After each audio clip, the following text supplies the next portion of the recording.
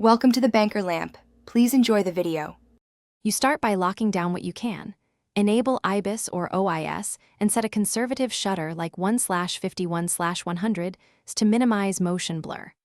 Once done, mount the camera on a tripod or brace and take a 3-5-second test clip to evaluate residual shake. Make sure to remove heavy zooms or unstable lenses.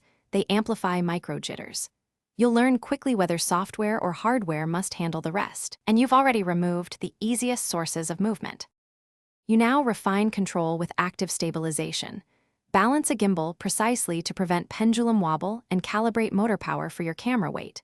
Once balanced, add optical stabilization and consider a low-pass or anti-aliasing filter to tame high-frequency jitter.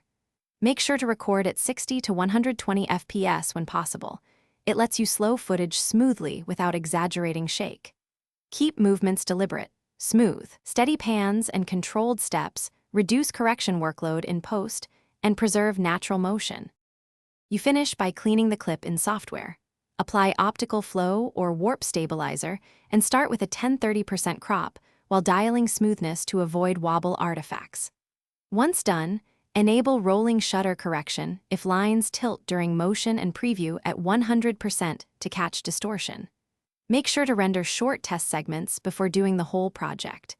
If persistent warping or stuttering appears, reshoot using a tripod or gimbal and correct capture settings. That single reshoot often beats hours of post-fix. Thanks for watching. If this was helpful, leave a like and consider subscribing. See you next time.